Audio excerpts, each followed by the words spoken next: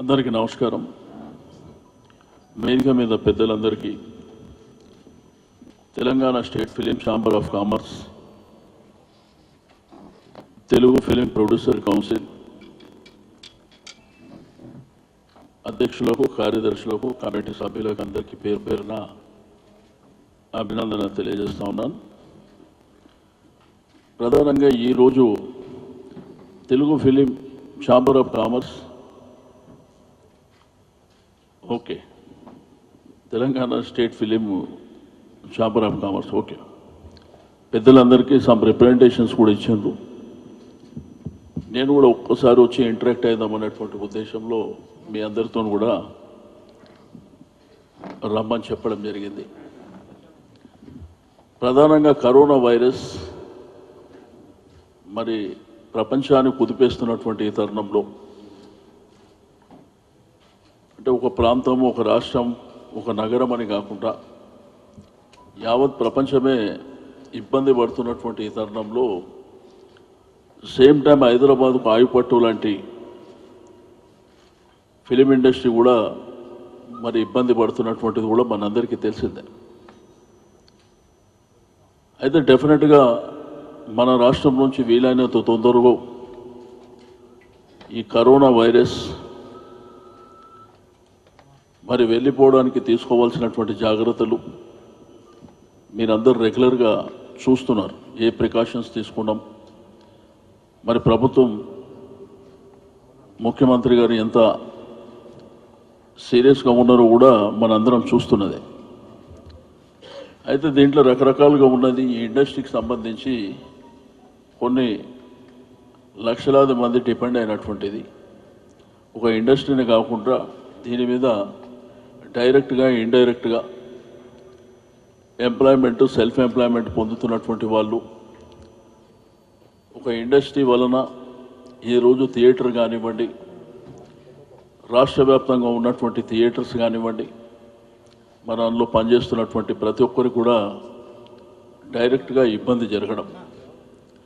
Same time studios పరిస్థితి, shooting జరుపుకున్నటువంటి places కానివ్వండి, అందరికీ కూడా నష్టం జరుగుతున్నటువంటి తరుణంలో మరి ఈరోజు సాయంత్రం క్యాబినెట్ ఉంది, మీకు అందరికీ తెలుసు. అయితే వీలైనంత తొందరలో మళ్ళా మనం ఈ కరోనా వైరస్ని తరిమి కొట్టి మళ్ళా యథావిధిగా మన సినీ రంగాన్ని ముందుకు తీసుకువెళ్ళడానికి, మరి రాష్ట్ర వ్యాప్తంగా కూడా ఆ ఇబ్బందులను దూరం చేయడానికి జరుగుతున్నటువంటి పరిణామాలు వీలైనంత షార్ట్ టైంలో వస్తాయని చెప్పి నేను ఈ సందర్భంగా తెలియజేస్తూ ఉన్నాను. సరే, ప్రభుత్వ పరంగా తీసుకోవాల్సినటువంటి జాగ్రత్తలు అయితే దీని మీద ప్రధానంగా ఆధారపడినటువంటి కార్మికులు, ఈ కార్మికులకు ఇప్పటికే చాలామందికి రేషన్ కార్డ్స్ ఉన్నాయి. అందరికీ కూడా 12 కేజీల రైసు ఒక 1500 రూపీస్ వాళ్ళ అకౌంట్లో పడడం. దాంతోపాటు ఈ క్రైసిస్కు సంబంధించి మరి ఇండస్ట్రీలో ఒక క్రైసిస్ కమిటీ అని కూడా ఏర్పాటు చేయడం శుభ పరిణామం. మరి దగ్గర ఇప్పటికే నాకున్న ఇన్ఫర్మేషన్ ప్రకారం ఒక 11,000 మందికి 14,000 మందికి సహకారం అందించినటువంటిది. గ్రాసరీ కావచ్చు, మరి వాళ్ళకు కావాల్సినటువంటి, అంటే వాళ్లకు భోజనానికి ఇబ్బంది లేకుండా తీసుకోవాల్సినటువంటి జాగ్రత్తలు తీసుకోవడం. అయితే ఇండస్ట్రీ ఎప్పుడైనా కానీ, ఏ క్రైసిస్ ఉన్నా కానీ ముందుకొచ్చి మరి సహకరిస్తున్నటువంటి విషయం కూడా మనందరికీ తెలిసిందే. అయితే డెఫినెట్గా రాబో కాలంలో ఇప్పటికే ఇండస్ట్రీకి కావాల్సినటువంటి కొన్ని ప్లానింగ్స్ ఆల్రెడీ జరిగినాయి. దాంట్లో చిరంజీవి గారు, నాగార్జున గారితో దగ్గర ఒక 3 సిట్టింగ్స్ కూడా జరిగినాయి, మీకు అందరికీ కూడా తెలుసు. అయితే ఒక పాలసీ కూడా ప్రభుత్వం అనౌన్స్ చేయబోతుంది. అవి కూడా ఆ మీటింగ్లు కూడా ముఖ్యమంత్రి గారు ఇచ్చినటువంటి డైరెక్షన్ ప్రకారమే జరిగినాయి. సరే, అవన్నీ ఒక పద్ధతిలో వచ్చేటువంటి సందర్భంలో ఈ కరోనా రావడం అది కూడా కొంత డిలే కావడం జరిగింది. బట్ తప్పకుండా రాబో రోజుల్లో ఒక బెస్ట్ పాలసీ ఇండస్ట్రీకి తీసుకురావడానికి మరి తెలంగాణ ప్రభుత్వం సిద్ధంగా ఉన్నది. కాబట్టి నేను రాష్ట్రంలో ఉన్నటువంటి మరి ఇండస్ట్రీకి సంబంధించినటువంటి అందరికీ, అంటే నీకు డైరెక్టర్స్ కావచ్చు, ప్రొడ్యూసర్స్ కావచ్చు, టెక్నీషియన్స్ కావచ్చు, అంటే దీని మీద ఉన్నటువంటి ప్రతి ఒక్కరికి కూడా నేను చెప్పేదానిలో ఒకటే, మీరు ధైర్యంగా ఉండండి. ప్రభుత్వం మీకు అన్ని విధాలుగా సహకరించడానికి సిద్ధంగా ఉంది.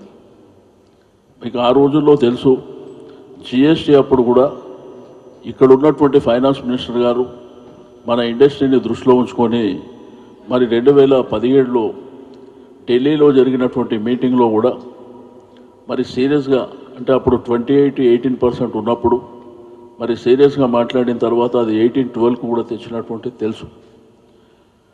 కాబట్టి ఇండస్ట్రీకి సంబంధించి సరే, నాకు కూడా సినిమా రంగానికి నాకు ఒక అనుబంధం ఉన్నది మొదటి నుంచి.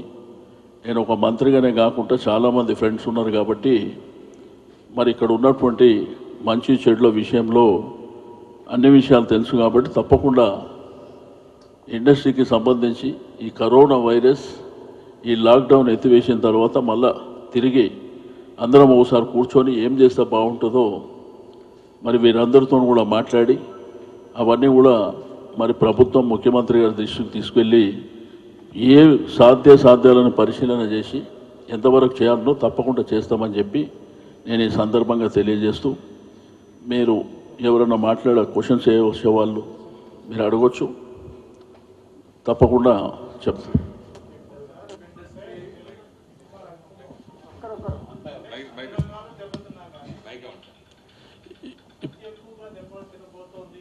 తెలుగు సినిమా ఇండస్ట్రీ అంటే ఫిల్మ్ ఇండస్ట్రీ అని అంటున్నారు.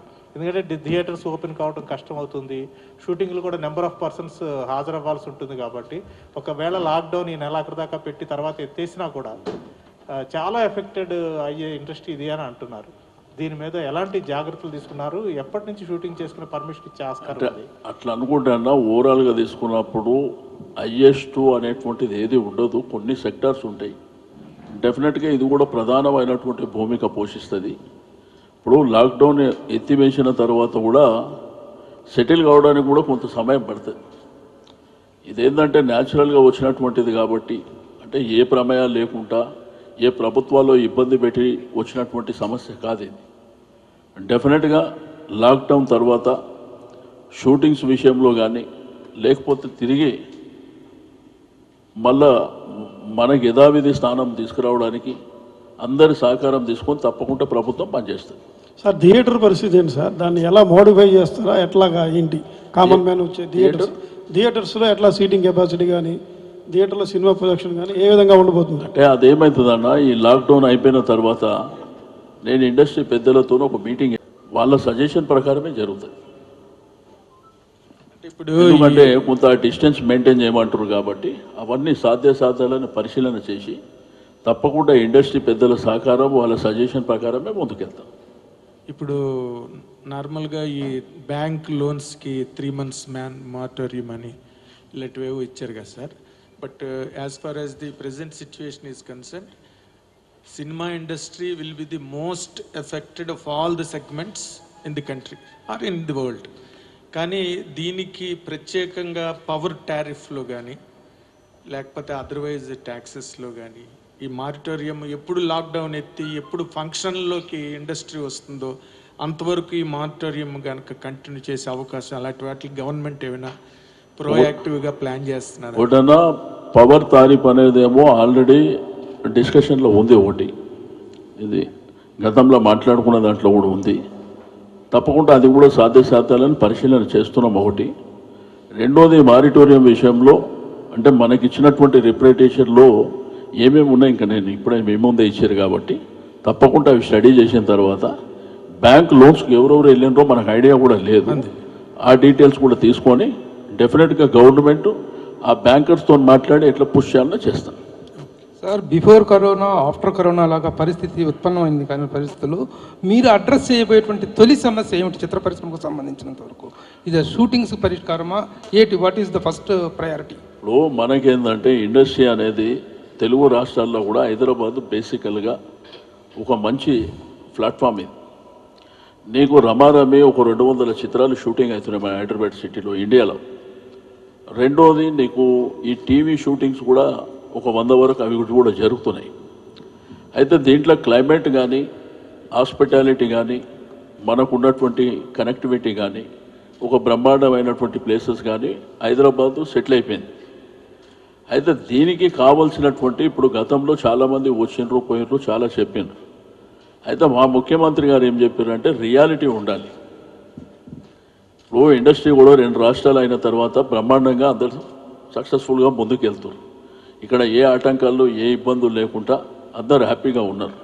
నేను మొదటి నుంచి చెప్తుంది ఏంది, చలనచిత్ర పరిశ్రమకు కులాలు ప్రాంతాలు ఉండవు, అందరూ సమానమే అన్నటువంటి భావనతో ముందుకు వెళ్తున్నాయి. అయితే ఇప్పటికే సింగిల్ విండో మీకు సింగిల్ విండో అన్ని డిపార్ట్మెంట్స్ ఒక అంబ్రెలా కింద తీసుకొచ్చి రకరకాలుగా గతంలో ఇబ్బందులు ఉన్నాయి, ఆ ఇబ్బందులను దూరం చేయడానికి అవన్నీ మన మాట్లాడుకున్నటువంటి దాంట్లో. అదేవిధంగా మీకు ఆన్లైన్ టికెటింగ్ ఒకటి ప్రధానమైనటువంటి. అయితే ఇట్లా మొన్న చిరంజీవి గారు నాగార్జున గారు రెండోది వాళ్ళు కూడా అందరితో మాట్లాడుకున్న తర్వాత కొన్ని అంశాలు తీసుకొచ్చారు. ఏ విధంగా భవిష్యత్తులో ఇండస్ట్రీని మనం ప్రమోట్ చేసుకోవాలి. రెండోది కొన్ని మన తెలుగు ఫిలిం ప్రొడ్యూసర్ కౌన్సిల్ కానీ, Telugu film chamber of commerce కానీ, Telangana state film chamber of commerce కానీ అన్నీ కూడా ఒక అంబ్రెలా కింద రావడానికి ఒక సైట్ కూడా కావాలనేటువంటి దాంట్లో ఒక ప్రపోజల్. అన్నీ కూడా బిల్డింగ్స్ దాంట్లోనే వస్తాయని. తప్పకుండా ఇవన్నీ ఏంటంటే కరోనా బిఫోరే మాట్లాడుకున్నటువంటి అంశాలు. తప్పకుండా ముఖ్యమంత్రి గారి ద్వారా కూర్చున్నప్పుడు నేనే కాకుండా పెద్దలను కూడా రమ్మని చెప్పినాం. ఆ రోజు మాట్లాడిన తర్వాత ఈ పాలసీలో భాగంగా ఇప్పుడు ఈ కరోనా ఎఫెక్టెడ్ కూడా దాంట్లో వస్తుంది.